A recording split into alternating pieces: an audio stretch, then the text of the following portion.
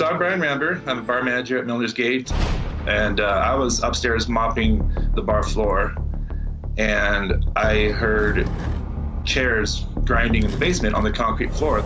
We have a bar down there that we use for special events. I didn't think too much of it. I thought that Chris was downstairs moving chairs around, but just after that happened, he came out of the office upstairs, and he started yelling at me to come into the office. When Brian arrives in the office, Chris is panicked and as white as a ghost. He plays back the security footage from moments ago. Watch the top edge of the bar in the middle of your screen. Oh my God.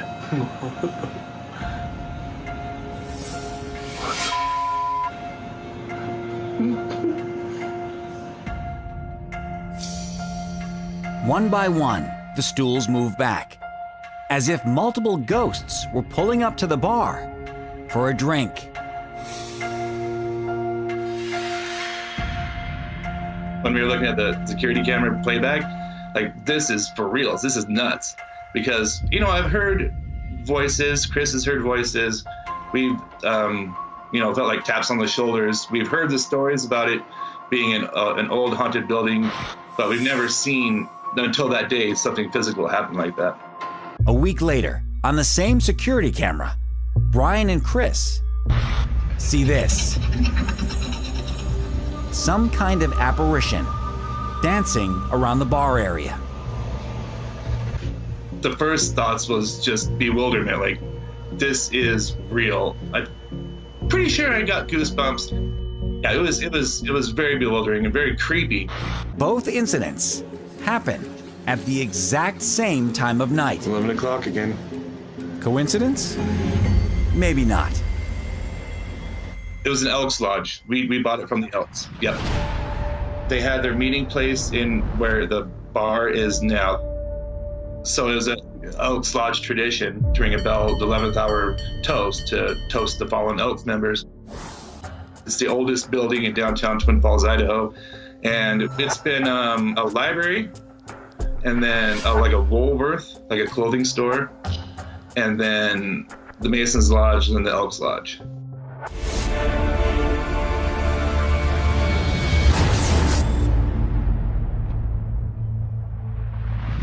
Here's where it gets interesting. Because buildings can go through different phases and house different things over the years, the energy and identity from each one can lend a little piece that, over time, can become a haunting. Something that was a Masonic lodge, that became a library, that became maybe a hospital during wartime. Each identity gets absorbed by the bricks and the wood and the land, and it might not cause a haunting right away, but given enough time, those identities will coalesce into something that most often is a residual haunt, but sometimes it can attract those intelligent spirits that want to check out who and what is there now. Bar stools moving around by themselves is interesting, but also the fact that the managers and employees are watching it like spectators on the video footage. They're very cognizant of it, and it seems like they're entertained by it. The second one, we're not really seeing the stools move so much, but we're seeing this sort of line of vaporous lights that dance around exactly in the same spot where the stools move.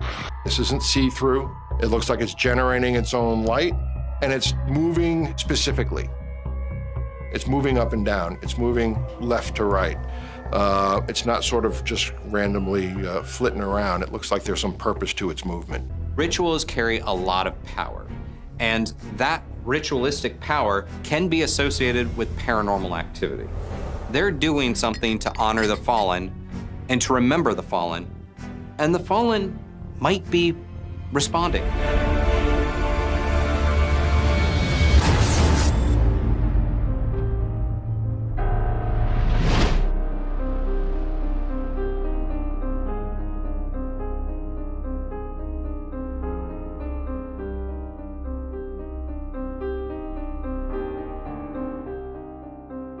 I heard chairs.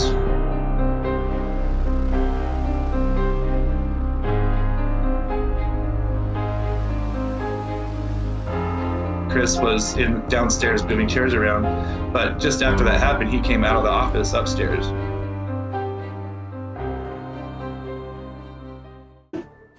Coming up, is this Hawaii military base harboring UFOs?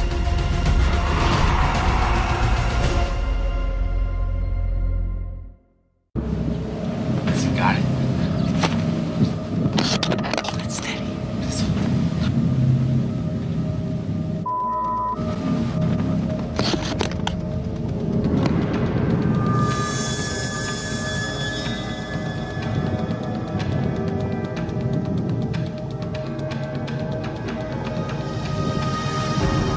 This is a great video. You see these three bright colored objects operating independently, yet there is a unity to their movement. I find this video interesting because unlike some of the other UFO videos I've seen, this one feels closer. You could see the perspective of the mountain, the fence, and these things flying around inside of it. Usually it's off in the sky, you can't tell exactly how far away it is, but here you have these separate lights flying in formation, coming together, separating again, and they're all different colors. This is almost like Voltron. They're joining to form one thing and then breaking apart again. And there at the end, they actually just simply disappear. You don't see an object anywhere, they're just gone. There are three different colors. It's not a laser pointer, it's not anything else. Like, it's definitely controlled somehow, that's moving around. But why is it around, government bases? I mean, what's the government trying to hide? You have to consider the source and you have to consider the location, and the location is right inside of a military base. So do I think it's a UFO? Yes. Do I think that it's an alien UFO? No. I think it's homegrown, baby. Military bases give us that element of possibility without needing to get too science fiction-y. When it comes to belief in these things, it is entirely possible, I think, in most people's minds, and probably even desirable, to think that our military is designing things that they are not being super openly public about, things either designed for espionage or surveillance or whatever. On the whole, people assume that's happening. So whether these are terrestrial but mysterious, unknown, conspiracy-based, or extraterrestrial is almost beside the point. If it were a military test, this is a good place for it. If it were an extraterrestrial encampment, this is a good place for it. Either way, whatever happened here has secrets that have yet to be divulged. Is it a craft? That's my first question. Or are these like types of energy that are intelligent energy? Are they manned by some sort of other being? It's hard to say. They are bright lights that can coincide and interconnect and then split apart. But they're always in some sort of unison flying formation. I do think that there could be something related to more of the natural splendor of the place. Let's not forget that these islands are also a hub of spiritual activity for the indigenous people of Hawaii. So it could be because there's that religious and spiritual component as well. We have seen a preponderance of UFO activity or UFO sightings in areas that also have spiritual importance. What we did see was that it was happening in an area that was off limits to the public, which makes me go, all right, well, now I really want to know.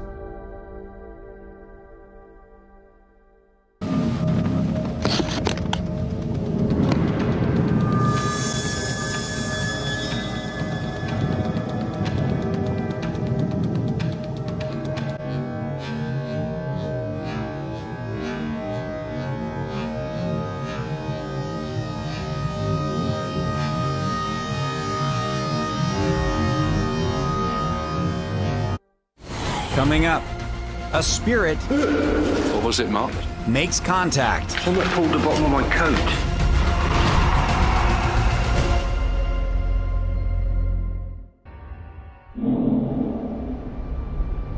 November 2019, in Dover, England.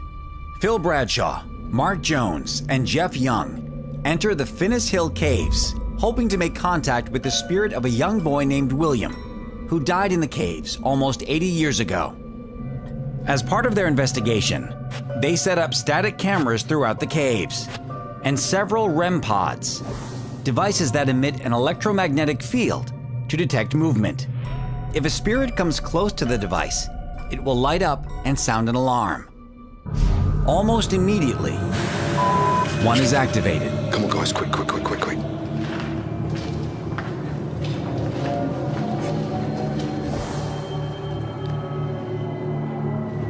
The REM pod's dead. That was a new battery. My name is Jeff Young, and this is my video. We always put brand new batteries in every piece of our equipment. And whilst we were just continuing to set up, the REM pod goes off. It just continuously just went nuts. We rushed there as quick as we could. The REM pod was completely dead within seconds. It's completely died. It's drained the energy from the battery of the REM pod.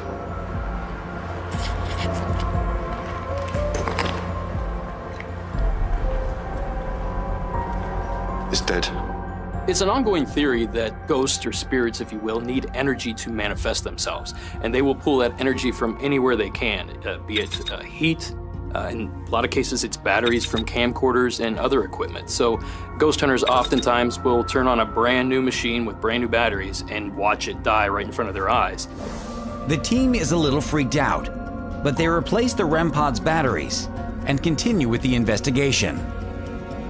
Then, things go from weird to downright creepy.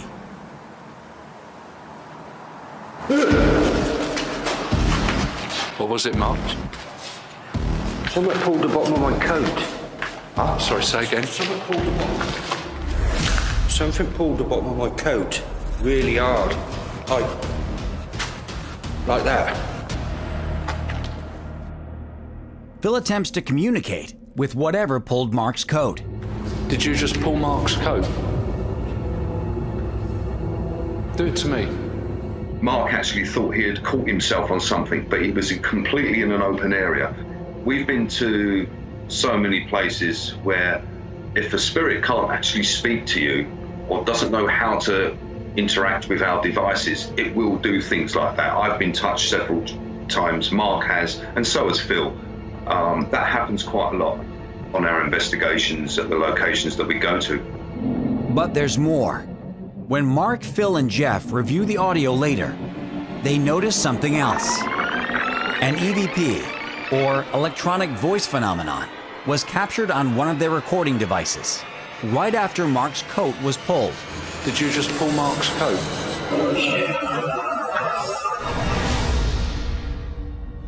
This is a great piece of evidence, and it is a Class A EVP. It is very clear.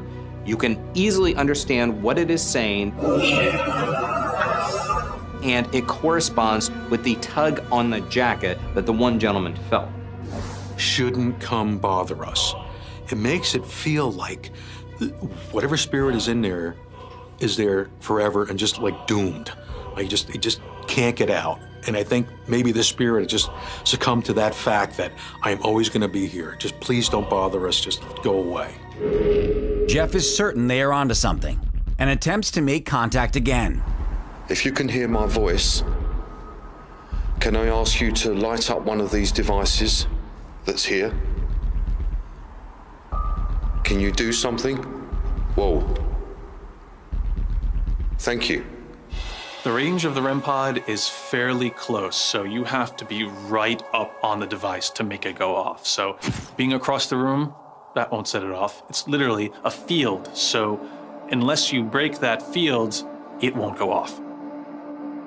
Since no one on the team was near the REM pod when it went off, that leaves just one possibility. Is the little boy here? Thank you. Is that you, William? Now that the back and forth is flowing a bit more, the investigators take it to the next level. We decided to fire up the SB7 spirit box, which scans through white noise, allowing the spirits to come through to communicate with us. We was hoping William would. William, can you speak to us, please? Ooh. That was a little boy's voice. That was a child's voice. That was a boy's voice. When William come through and said hi, everything sort of changed. The coldness got colder. And I remember Mark saying to me, I'm absolutely freezing. William, is that you? I tell you, I've got all cold, real bad. I'm absolutely freezing at the moment. Yeah. And what that usually is, that's usually a spirit taking the energy from the air to try and do more things and maybe to actually show itself physically. William, is that you? And when I heard "we are here," suggested to me that there were others. I think the responses that he was getting on his spirit box definitely show that they were intelligent energies. They were very much aware that the investigators were there. REM pods were drained of their battery energy and that they were getting cold spots. It shows that this energy was trying to manifest a way to communicate with the investigators. Is there anything that we can do for you before we go? Are you safe here?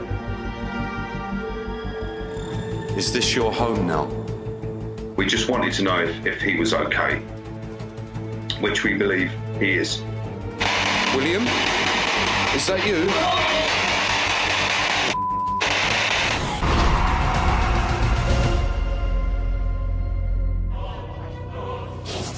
The crucifix on the altar shakes back and forth continuously, seemingly on its own, while everything else remains perfectly still, leaving those who witness it to believe a divine presence is the cause. The shaking that the crucifix did was very intriguing. I'd never seen anything quite like that before. The fact that this thing was moving and nothing else on the table even moved an inch kind of tells me something strange might be going on. Most who have witnessed this event consider it a good omen. But could it be something decidedly less benevolent? If you are a nefarious spirit and you are aware of the world and you are aware of these tropes, wouldn't you do anything you could to provoke that reaction from the people you're trying to provoke the reaction from? I'm wondering what the circumstances were around this shaking. Did something happen before it started? I don't know.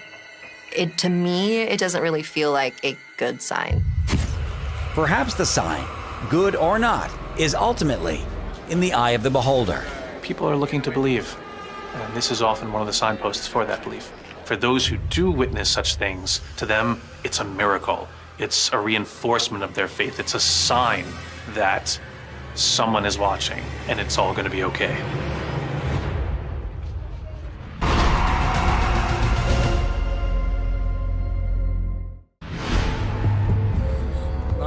Next, the faithful come from far and away to witness another miracle at Zylagan Ata, a Muslim holy site. Near the mouth of this mountainous cave, legend has it that water flows down this channel only when the Quran is recited, which is why this man is here today. It's only been a few minutes of prayer, but there is no sign of water anywhere. Then, a faint sound in the distance.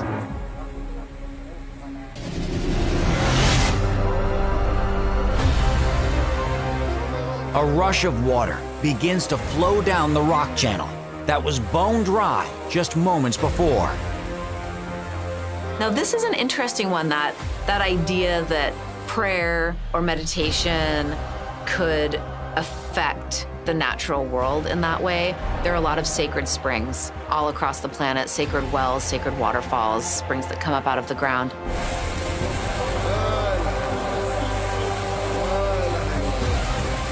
The idea of being able to control them through belief or magical practice is an interesting element.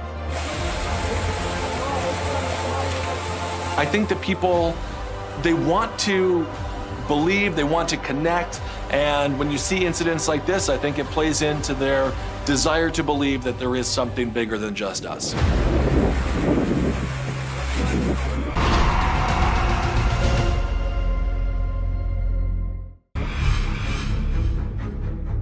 But perhaps no religious miracle has had more reported occurrences on Earth than sightings of the Virgin Mary. Accounts of the biblical mother of Jesus have been recorded for centuries all around the world. And it continues. On April 20th, 2011, in the Yopougon district of Abidjan, Africa, worshippers are suddenly blinded by an incredibly bright light in the sky. At first, it's unclear to the many people gathered what they are seeing. But then, look closely within the circle of light, as an image of what looks like the robed figure of the Virgin Mary seems to appear.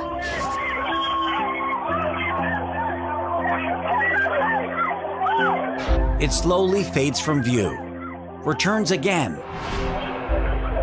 and then fades away for good, leaving many in the crowd moved to tears.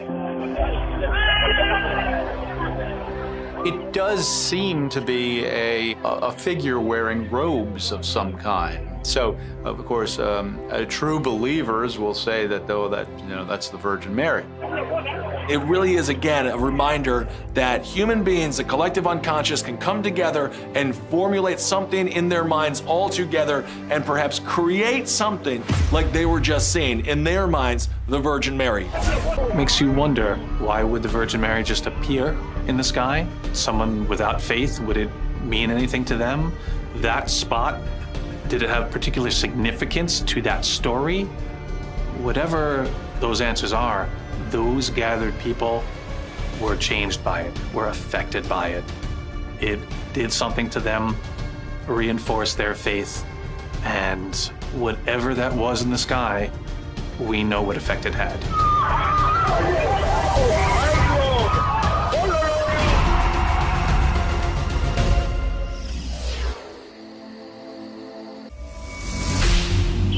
My name's Victoria Hopkins. When we first moved there, we didn't know the complete history of the house. But over time, the locals have told us that it used to be an old dance academy run by the former owner, and it is haunted. According to locals, people have reported odd feelings in and around the house for years, similar to what Victoria's encountered since she moved in. My friend got wind of it, who loves haunted houses and visits them for a hobby, wanted to come down and do some filming. Again, I didn't think that they would find anything particularly interesting. As a shadow passes in front of the door at the end of the hallway. Now, take a closer look. When the footage is zoomed in, it becomes clear that the shadow looks more like an apparition of a young dancer. You can see what looks like a shoulder and arm here. When they showed me the footage of, well, it was a dancing figure, and it did really spook me. My first impression of this video was, oh, it's a shadow, okay. Someone's walking in front of the hallway. But when I watched it again and looked more carefully, that shadow seems to be accompanied by what I could only describe as a shape, a light to offset the shadow. A shadow would just be, okay, a light being blocked from a source. This one almost had definition to it. That's a great, compelling apparition right there. There was a definite almost outline of a human shoulder, head shape in there, which takes this from a shadow to something more like an apparition, which is more of a fully formed appearance of a person, which I think is much more compelling. This doesn't seem to be any sort of intelligent haunting to me. It's simply something that's there and passing through. And as you watch, you can actually see some dust orbs follow. So it almost looks like something physical was actually moving there that was enough to kick up some dust. It weirdly looks like it's gliding across the floor, projecting its arm out. It's a graceful ghost. I would expect nothing less from Dance Academy Ghost. It totally seems residual. It is a peaceful crossing. So, did Victoria's friend capture the ghost of a former dancer that once attended the academy? Or is it something else altogether? My theory behind it, because I believe that the mind haunts places, there's a lot of mental energy, a lot of physical energy going on in dance studios that I think it would lead to like something like residual energy that lingers around. My best guess would be some kind of place memory type of haunting, which isn't any kind of consciousness. It's almost like a film strip that just keeps playing over and over and over. A lot of apparitions are what's known as repeaters or repeating images, which is just like an imprint that's left behind of an action that happened over and over and over again during someone's life in that space. So we can assume that someone who lived in that building, someone who attended that academy, was coming down those stairs and going to that door, coming down those stairs and going to that door. There's no reason to be scared until there's a reason to be. And when it comes to spirit, most often they just want to tell their story, or they're just going about their afterlives. So we can live in harmony with spirit, and until there's a reason to panic, I wouldn't. Coming up, a battalion of UFOs surround the moon. Бляха, армия, ёпта, армия инопланетян.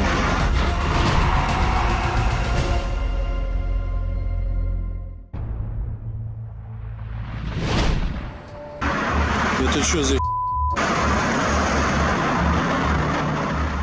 But when Andre zooms out to get a better look, he is stunned as the number of these objects, or UFOs, multiplies before his eyes. Это что за... Это что за... I've never seen unidentified objects behave quite like this before. The fascinating thing about this is that they don't seem to be in our atmosphere. They seem to be orbiting the moon. Really, a whole squadron of these things pass in front of the moon. So, what are they? Это что за нахер такое? Это...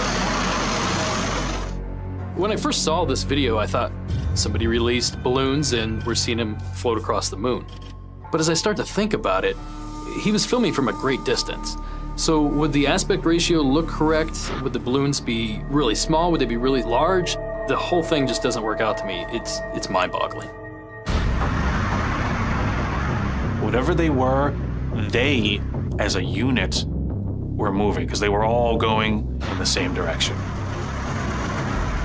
This definitely looks similar to a video of a sighting I've seen before where it seems that a mothership spaceship is releasing a fleet of what I think to be drones.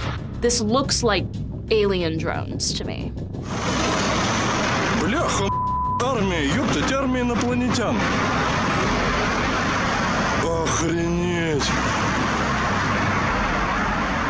I don't know what they are. Интересно, а куда они летят? But they do look like they were, intelligently run. Which begs the question, if these UFOs are taking orders from something otherworldly, what are they doing near the moon? And should we be worried?